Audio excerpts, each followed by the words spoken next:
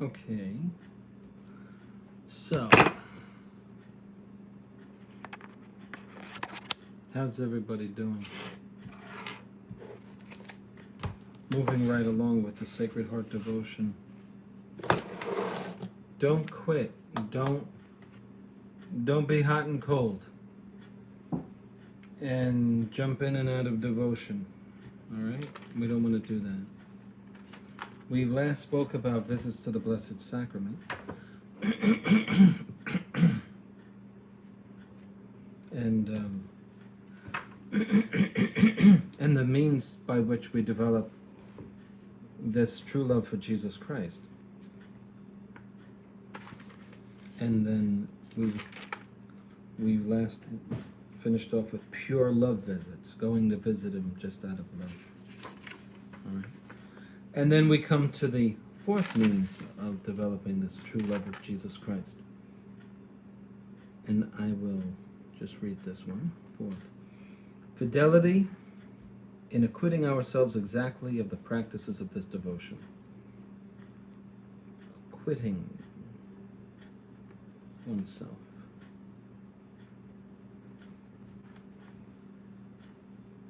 Of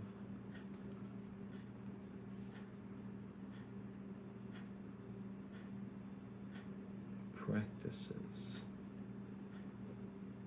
of this devotion. So,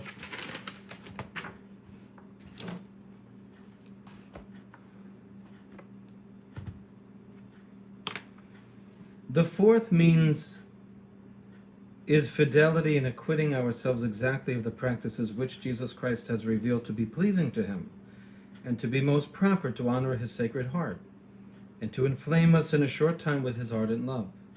These practices are visits to the Blessed Sacrament, including the Holy Hour, certain prayers, communions made more frequently and with greater fervor, and all this for motives which are found in the first chapter of part 3 of this book.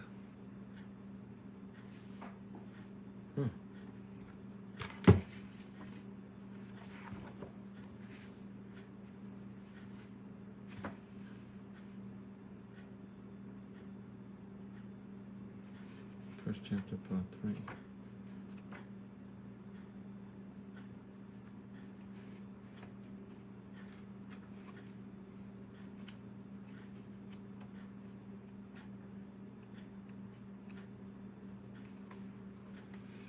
Okay.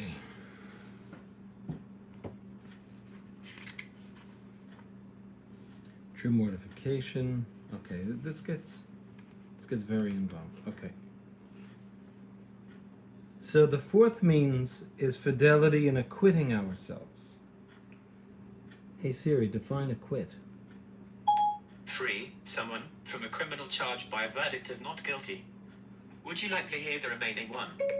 Yes. Conduct oneself or perform in a specified way. Okay.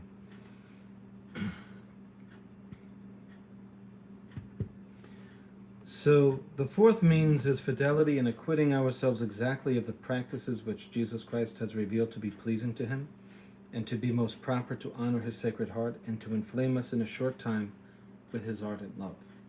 These practices are visits to the Blessed Sacrament.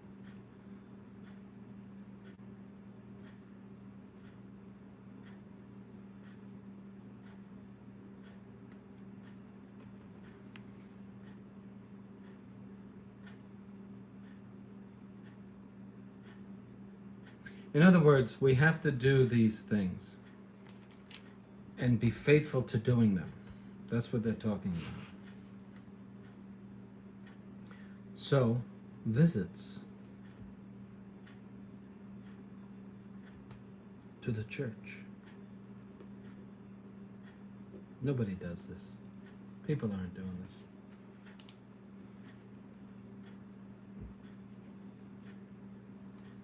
Holy Hour.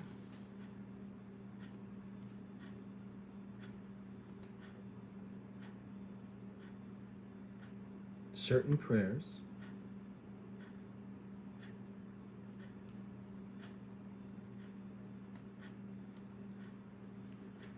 Communion is made more frequently and with greater fervor.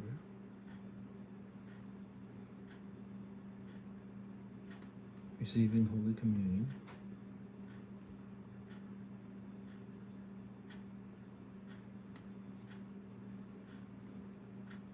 With fervor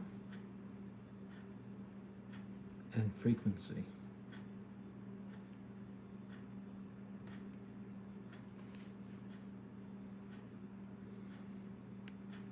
And all this, okay, so we're going to make all four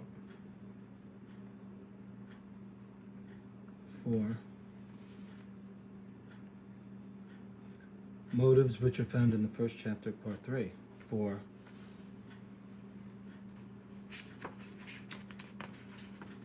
true mortification,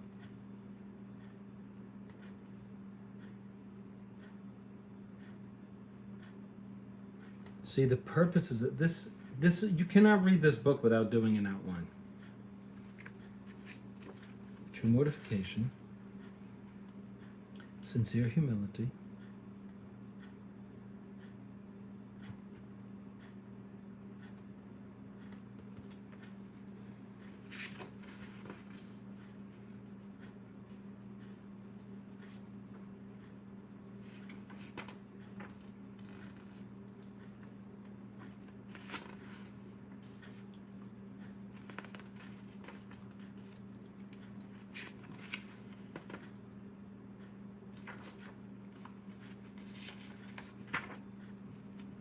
let me just see, I'm sorry to be so choppy here.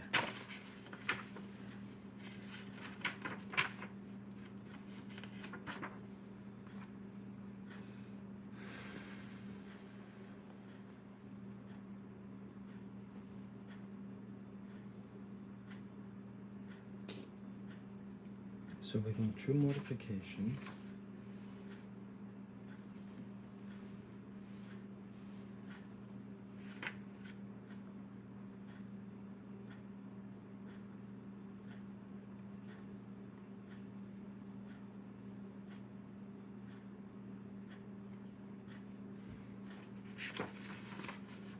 Sincere humility.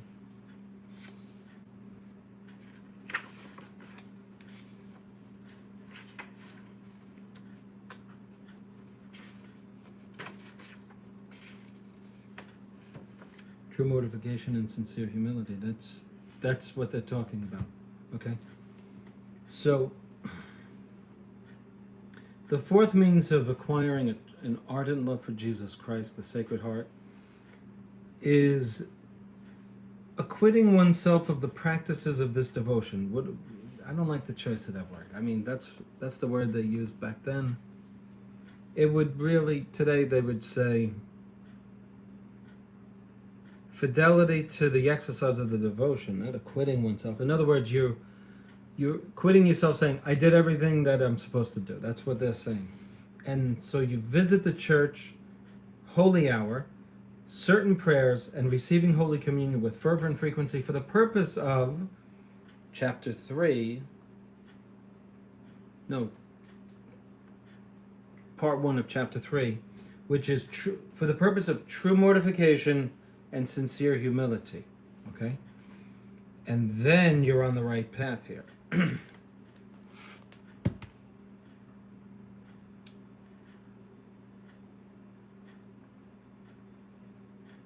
Those who, through some false idea of virtue, treat as trifles all practices of devotion which appear to them to be too easy, and who have little esteem for those practices which do not give them sufficient opportunity to distinguish themselves, will perhaps not show much eagerness for those because they contain nothing very extraordinary.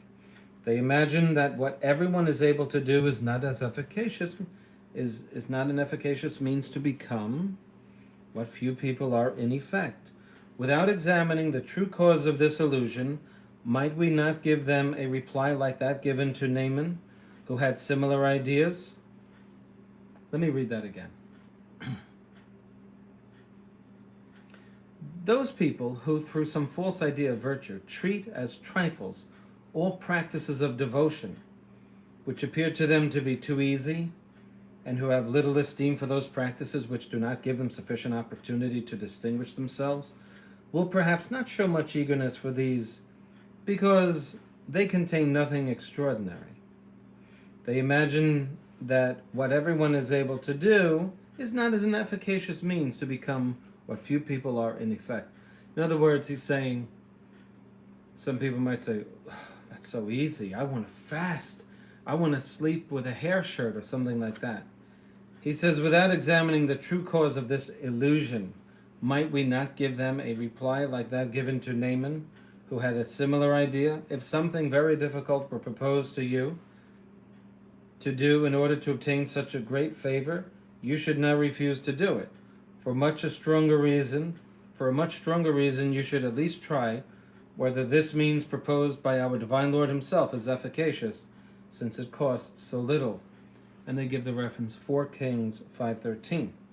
To obtain this perfect love, we must depend chiefly on perseverance and exactness in carrying out perfectly those practices. Very important. I'm glad they said that. To obtain this perfect love,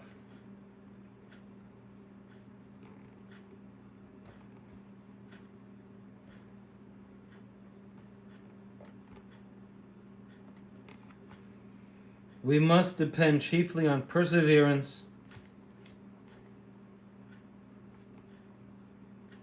We must persevere. Okay? We must persevere and exactness.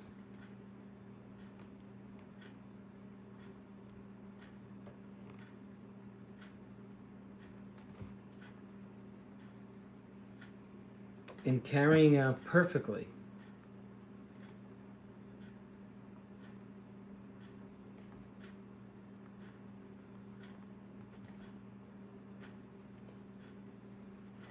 these practices. Just so you know, I had some clown owed me $3,000 for the last 2 months. Never happened to me before. Somebody I worked for. I finished the job before December 24th, 18. I left for New York. I'm up in New York, I get a call. The place doesn't like something about how you did it. They want a sheet taken out. Okay, I'll take it down. Check this out. I said, well, I'm on vacation. I'll come back, and then I got a job in between, so please. I come back down. About 7 days later, I do the repair. Done. Done the first week of January, or the second week of January. It is 6 weeks since these clowns have acknowledged my repeated requests to pay me. So, actually, they kept telling me since the last, month, in the last 30 days, the guy said the check was in the mail, the check was being overnighted. Check is in the mail. This went on 6 times. I finally said, listen, buddy.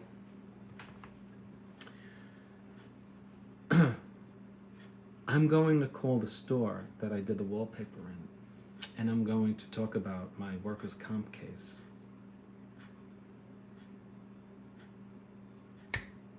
He said, oh, by the way, he says, and we're going to charge you $500 for the wallpaper that we had to order.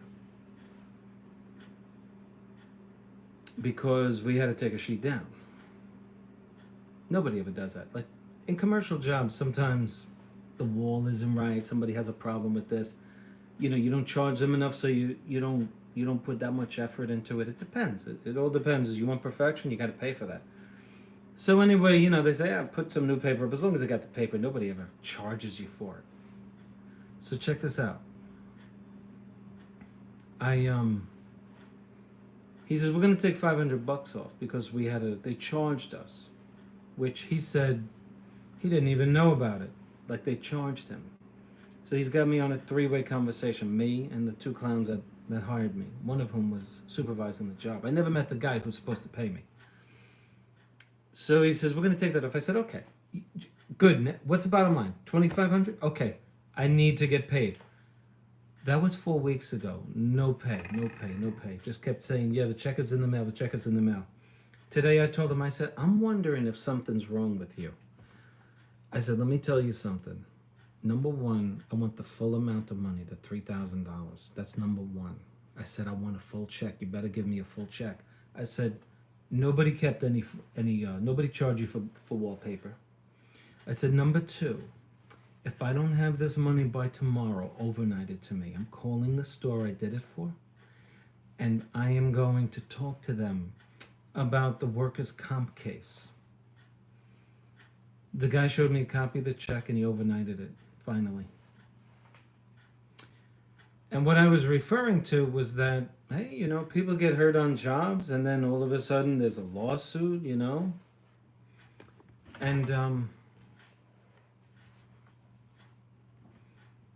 all of a sudden the check is in the mail. And I saw a copy of the whatchamacallit, the thing. The overnight receipt. All of a sudden, we had to talk about a possible legal issue to get paid. I'm getting paid. Finally, it's in the mail. He says, why don't you meet Joe in the parking lot? I said, I don't think it would be prudent if I met one of you clowns in a parking lot. Trust me when I tell you. I said, it wouldn't be a good idea. I said, why don't you put it in the mail like every other human being that I work for and put a stamp on it? Okay? There are so many lowlives out there. There is so much injustice out there that we all have to deal with. However, I must tell you that because this happened and one other similar case in December of last year, I completely changed the manner in which I conduct business. I will not work for anybody unless I have their money in my pocket before I enter their house. It's called a deposit. If they balk at that, like they did last weekend, I told the guy I need $1,400. He said, nope. I said, nope, I ain't doing it. He called me back, just do it. And of course he paid the thing, And so that's it, no big deal. It's just we got to do business right? Okay. I figured you might like to hear that. Now, so Jesus wants us to do this with exactness. What does that mean? Well, if you're a housewife or you're a dad and you're busy, he's not going to hold you to a certain hour, but he is going to hold you to an average. Like you want to be devoted to a Sacred Heart, he's going to expect you to visit him. He's going to expect certain prayers, and with frequency and regularity. That's what he's expecting. He doesn't want you to turn on and turn off the Sacred Heart devotion. If you are going to be devoted with me to the Sacred Heart, if you want all of your prayers answered in God's time, let's be devoted to him in the proper way, okay?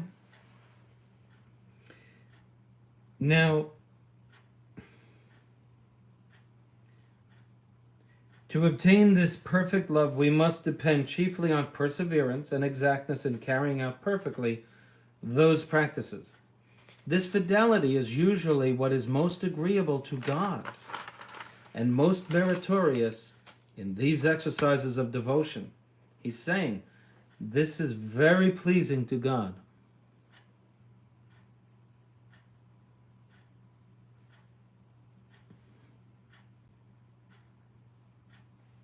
Like a mirror, this thing. This fidelity is very pleasing to God and most meritorious because it is always the surest mark of great love. If you love someone, right, you contact them frequently. You don't say, oh, I forgot to pray. Oh, I will do that tomorrow. That's not devotion. That's what he's saying. And most meritorious in those exercises of devotion because it is always the surest mark of great love. I'm going to write that down. This fidelity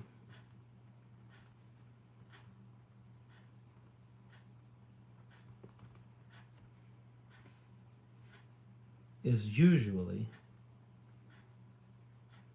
what is most agreeable to God and most meritorious. most meritorious.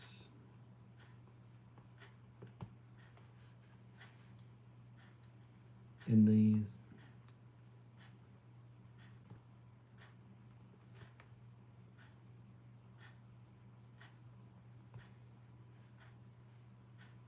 because it is always the surest mark of great devotion.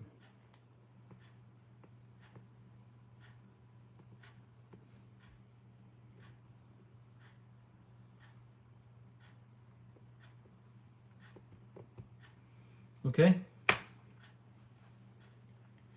Of great love, I mean. This is always the surest mark of great love.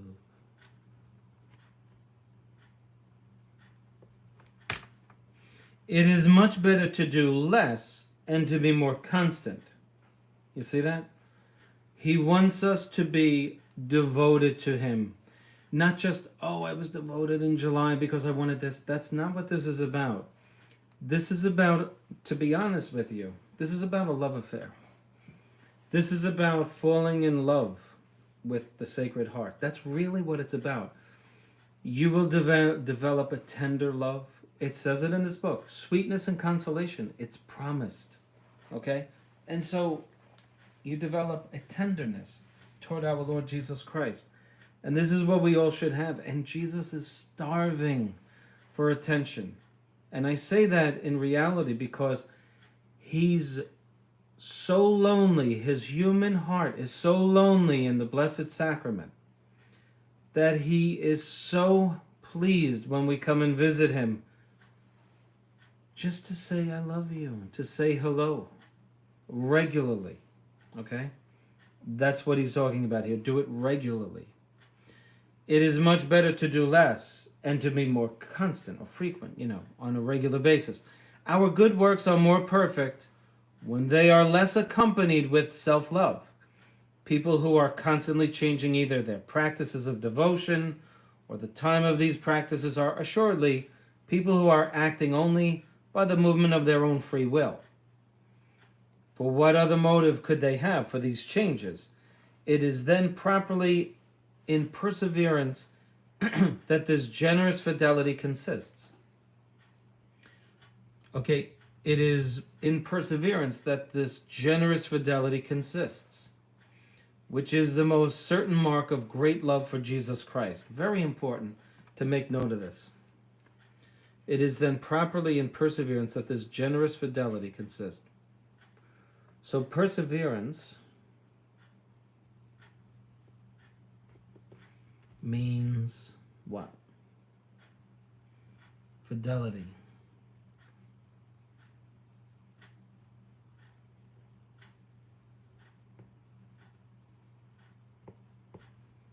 Okay?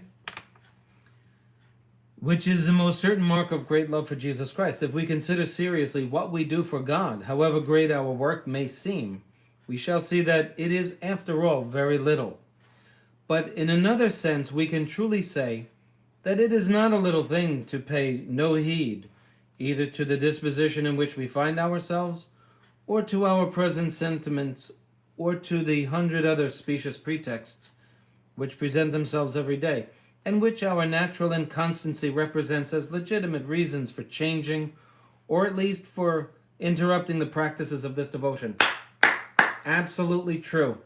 Oh, I'm tired, which you may be, which I am myself.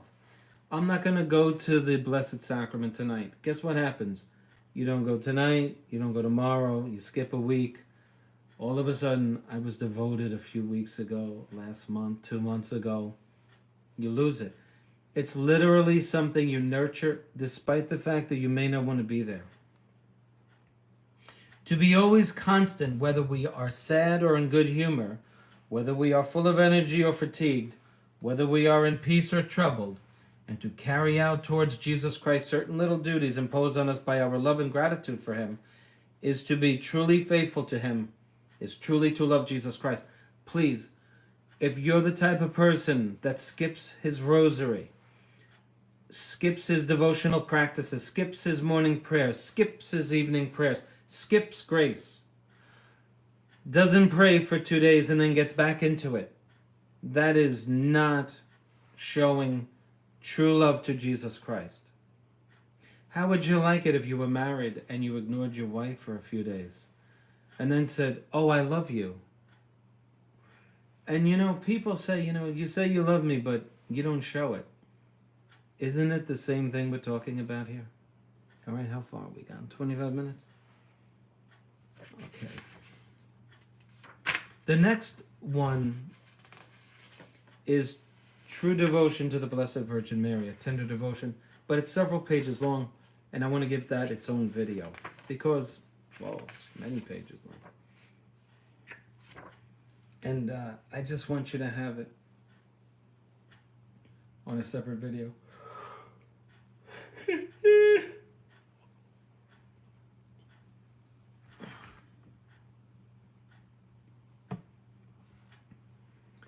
So we have to be persevering in this. And that's why, you see, Blessed Claude de la Colombière says, we get very little because we don't persevere in prayer, etc. We have to be tenderly devoted. And that's the bottom line, And so I'll let you go on that, all right? I hope everybody listens to this. I hope everybody loves it. All right? So, pray and pray hard. I wish I could share with everybody some of the things I've learned recently. But I will say this. I've come to the conclusion what I want in my life. See, it's just too personal to put on a video. It doesn't matter anyway. But it's with the weight of the cross, you come to realize certain things about life. Certain things about what makes you happy. And I've come to the conclusion, I'll just say this, and I mean it.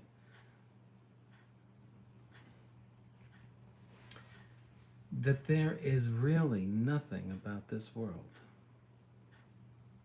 No, I don't want to say it wrong. But this world has very little to offer. Riches, things. If that's what makes you happy, you are missing the whole purpose for your creation. A big house, lots of money. And you know what happens? Every 10 years, you hit another milestone. You're 10 years older. 10 less years to enjoy it. 10 less years to make out that will, to make sure that you leave it to somebody so the state doesn't take it. It doesn't mean anything. Money, cars. It does nothing. The only thing that will persevere is your love for what is right. And so, this is the way to spend your life. Devoted to the heart that will judge you. Don't be unfaithful. Be faithful and regular to your practices of devotion. And every once in a while, if you can do it. If you can do it. Wake up in the middle of the night. And keep Jesus company in your home. At your Sacred Heart Shrine. And just talk to him for a few minutes and go back to bed. But you can make reparation for the lack of love that people have for him by waking up and reminding him that you love him, even though most may not. I believe that's what's keeping the world going. The few who do love. Otherwise, why would God keep it in existence? Okay, so thanks for watching. I'll see you on the next